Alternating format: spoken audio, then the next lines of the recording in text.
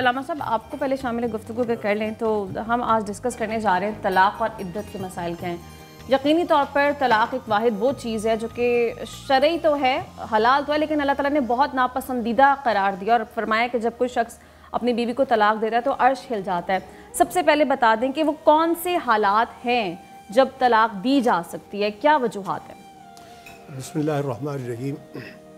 بہت شکریہ آپ کا، بڑا نازک سا مضمون آج آپ نے چھیڑا ہے۔ سب سے پہلے تو یہ ہے کہ جب دو فریق جمع ہو کر بچے اور بچی کا نکاح کرتے ہیں، اس وقت بچہ اور بچی یہ دونوں ان مسائل سے نابلد ہوتے ہیں۔ ان کو چونکہ آج پڑھا لکھا دور ہے، ان کو ایسی کتب فراہم کرنی چاہیے شادی سے پہلے، شادی کے بعد بھی ان کو پڑھنا چاہیے، جس میں ان کو اکٹھے مل کر زندگی گزارنے کا سلیقہ آئے۔ جی، ہمارے اندر یہ بات اس وقت پیدا ہوتی ہے جب والدین بھی ان بچوں کو صحیح تربیت نہیں کرتے، یا بعض والدین وہ ہوتے ہیں جن کی تعلیم دینی محض تھوڑی سی ہوتی ہے یا نہ ہونے کے برابر ہوتی ہے، تو وہ اپنی اولاد کو نکاح کے بارے میں کہ یہ کتنا پاکیزہ رشتہ ہے بتا نہیں سکتے۔ اس کا نتیجہ یہ نکلتا ہے، چونکہ آج کو ایجوکیشن کا دور ہے، بچے بچیاں یونیورسٹی میں اکٹھے پڑھتے ہیں اور وہیں آپس میں وہ جذباتی طور پر اپنا تعلق قائم کر لیتے ہیں، اور یہ تعلق جو ان کے ہاں قائم ہو جاتا ہے اس کو نبھانا یہ بعض اوقات ان کے بس میں نہیں رہتا، اور وہ ایک دوسرے کے قریب ہونے کی بجائے چونکہ جذباتی تعلق ہوتا ہے، وہ جذباتی تعلق دوری میں تبدیل ہونا شروع ہو جاتا ہے۔ والدین وہ اس وقت نگرانی نہیں کرتے کہ ہمارے بچے میں یا بچی میں کس میں کمی ہے، اور وہ اس کی تربیت کریں، اس کی رہنمائی کریں تاکہ وہ اس پاکیزہ رشتے کو نبھا سکے۔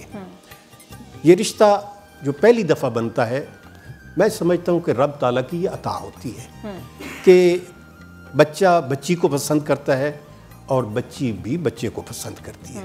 ہمارے ہاں پہلے جو شادیاں ہوتی تھیں اس میں یہ ہوتا تھا کہ بچیوں کو پتہ نہیں ہوتا تھا کہ ہمیں کہاں بھیجا جا رہا ہے، والدین اپنی مرضی سے کوئی رشتہ کر دیتے تھے اور بچیاں ساری عمر اس رشتے کا پاس رکھتی تھیں اور نبھا جاتی تھیں۔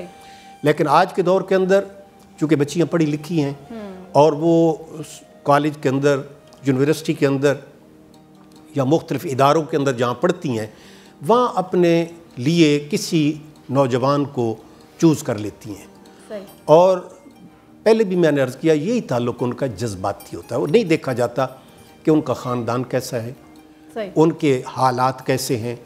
اور اچھا علامہ صاحب، یہ تو اسلام نے حق دے دیا نا کہ آپ اپنی مرضی سے لائف پارٹنر چوز کر سکتے ہیں، اس کے آگے جو مسائل پیدا ہوتے ہیں اگر اس طرف آئیں، جو طلاق کی اتنی شرح بڑھتی جا رہی ہے، ایک تو اس کی وجہ پہ بھی ہم ڈاکٹر ربا صاحبہ سے بات کریں گے، لیکن یہ بتائیے کہ طلاق جب ہوتی ہے تو کیا بتایا گیا کہ کن حالات میں آپ دے سکتے ہیں طلاق، یہاں پہ جائز ہے؟ گزارش یہ ہے کہ چونکہ اس کا آپ نے شروع میں یہ بات بتا دی کہ حلال چیزوں میں سب سے زیادہ ناپسندیدہ چیز طلاق ہے، اس لیے اس کی نوبت نہیں آنی چاہیے، اور نوبت تب نہیں آئے گی جب عقل سلامت ہو۔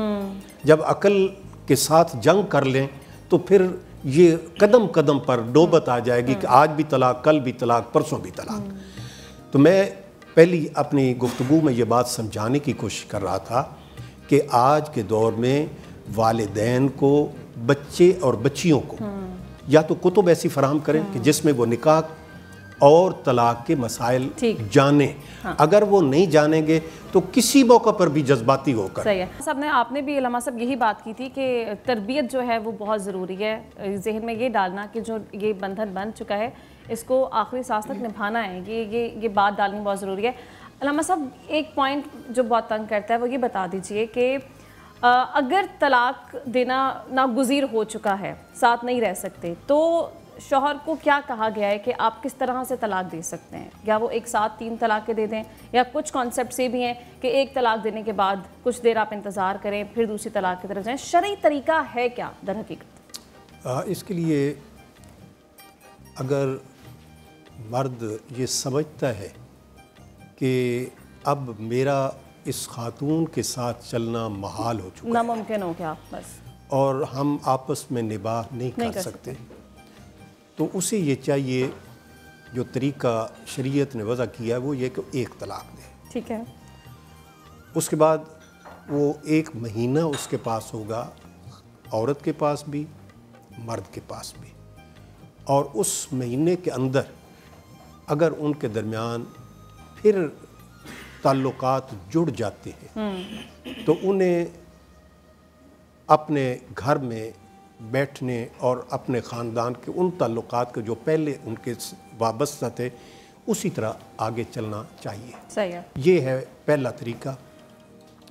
और आजकल चूँकि बच्चे बच्चियाँ दोनों जज्बाती हो जाते हैं और अदम बर्दाश्त है, उसका नतीजा ये निकलता है कि उन्हें ख़ुद भी तलाक देने का ढंग नहीं आता। बिल्कुल ऐसा ही है, सही तरीका ही नहीं पता जी है। वो चले जाते हैं किसी वकील साहब के पास, या वकील साहब के पास भी नहीं जाते, बल्कि अदालतों के अंदर ऐसे लोग बैठे होते हैं जो अर्जी नवीस होते हैं, वो उनके पास चले जाते हैं, तो वो एक ही वक्त में 3 तलाक़ें लिख कर उसका हमेशा हमेशा के लिए ख़ात्मा कर देते हैं। सही। हम ये समझते हैं कि इनको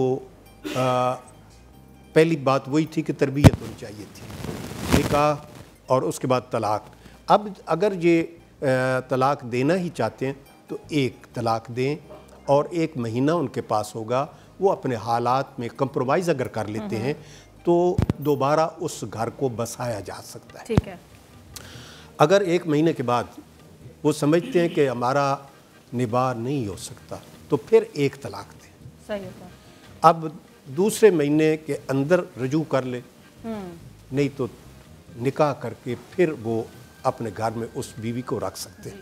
लेकिन अगर फिर भी ना हो सके तो फिर तीसरा महीना होगा, उसमें फिर तीसरी तलाक होगी। तो इस तरह वो तलाक मुग़ल्लज़ा हो गई और ये हमेशा के लिए तो प्रोसेस मुकम्मल हो गया। प्रोफेसर साहब आपको शामिल गुफ्तगू करें, अलामा साहब ने बताया कि तलाक देने का सही शरई तरीक़ा है क्या। हमें इसमें भी बात करनी है कि तलाक़ शरअ को हम कम कैसे कर सकते हैं, लेकिन बीच में बहुत सारी चीज़ें आती हैं।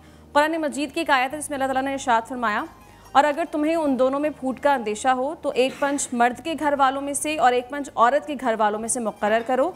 ये दोनों अगर सुलह करवाने का इरादा रखते होंगे तो अल्लाह उनमें मेल कर देगा, बेशक अल्लाह जानने वाला और ख़बरदार है। यानी अल्लाह ताला ने इरशाद फरमा दिया कि नीयत के साथ अगर बैठेंगे घर वाले तो उनमें सुलह हो जाएगी। मेरे ख्याल से यही मफ़हूम बनता है इस आयत का। प्लीज़ रहनुमाई फरमाइए।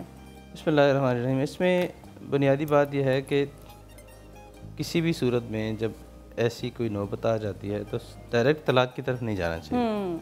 उससे जो प्री तलाक स्टेप्स हैं उनका भी कुरान पाक ने उसकी बड़ी वाज़ेह तौर में निशानदेही की। सही है।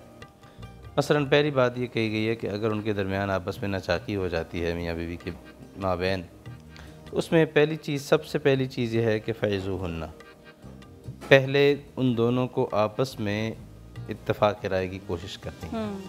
उसका पहला काम ये होगा कि वो एक दूसरे को, यानी मियाँ बीवी, शौहर बीवी को समझाए, उसे नसीहत करे, उसे कन्विंस करे कि हमारा आपस में इकट्ठे रहना कितना ज़रूरी है। दूसरी सूरत यह है कि चलें, वो तलाक तो एक मुकम्मल जुदाई की सूरत है, ये थोड़ा सा जुदाई का मज़ा चखाने के लिए कि जी जुदाई कितनी ख़तरनाक चीज़ हो सकती है, वहजुरूहुन्ना फ़िल मज़ाजिअ, थोड़ा सा आप बिस्तर अलग करें ताकि तुम्हें पता चले कि हम एक दूसरे के लिए कितने अहम हैं, और थोड़ा सा जब नेमत की हाथ से निकलने का अंदेशा होगा ना, फिर पता चलेगा कि इस नेमत का बरकरार रहना कितना अहम है। वहजुरूहुन्ना फ़िल मज़ाजिअ। तीसरी बात ये कही गई है कि फिर तुम अगर, चूँकि मर्द हाकिम है, तो हल्का सा बिल्कुल मामूली दर्जे में अगर वो थोड़ा सा डांट डपट कर लेता है, वो भी एक अपनी जगह पर है। उसके बाद ये सारी चीज़ें करने के बाद अगर वो बात मान लें, दोनों के दरमियान मुआफ़क़त हो जाए, तो फिर कोई जुल्म, कोई ज़्यादती, बाज़ ख़ावंदों में ये होता है कि वो ये طلاق کو ایک تلوار کے طور پہ بیوی پر لٹکائے رکھتے ہیں. تم نے فلاں کام کر لیا تو طلاق، فلاں ہو گیا تو طلاق، فلاں ہو گیا تو طلاق. تو اللہ تعالیٰ کہہ رہے ہیں کہ فلا تبغوا علیہن سبیلا، اب ان کے حوالے سے تم کوئی زیادتی کا، ظلم کا کوئی راستہ مت تلاش کرو، ان کے ساتھ موافقت کے ساتھ زندگی بسر کرنے کی کوشش کرو. اگر یہ دونوں آپس میں مل کر انڈرسٹینڈنگ کی کوشش کرتے ہیں اور کامیاب نہیں ہوتے، پھر ان کو اپنی فیملی کو انوالو کرنا ہے. یہ نیکسٹ سٹیپ ہے جو آپ نے ابھی آیت پڑھی ہے، اس کا تعلق اس کے ساتھ ہے. پہلا سٹیپ ان کا اپنا تھا. ٹھیک ہے. پھر اس میں یہ کہا گیا ہے کہ دونوں طرف سے، میاں کے خاندان سے ایک آدمی، بیوی کے خاندان سے ایک آدمی، اور وہ دونوں ایسے ہوں کہ دونوں مل کر ایک دوسرے کے درمیان نیت، صاف نیت کے ساتھ جوڑنے کی کوشش کریں گے تو اللہ تعالیٰ اس میں خیر کا راستہ نکال دیں گے. پھر ایک چیز اور بھی ہے، فرض کریں بعض اوقات یہ بھی ہوتا ہے کہ ایک آدمی بیوی کے ساتھ رہنا چاہتا ہے لیکن وہ چاہتا ہے کہ میرے ساتھ کچھ کمپرومائز کیا جائے، کچھ حقوق سے وہ ودرا ہو جائے، اپنا خرچہ کم کر دے، اپنے رائٹس چھوڑنے والا جو کنسیپٹ ہے، یہ بھی قرآن پاک میں موجود ہے. یہ بھی قرآن پاک میں موجود ہے کہ اگر صلح کی کوئی صورت بنتی ہے تو فصلح خیر، صلح ہر صورت میں بہتر ہے.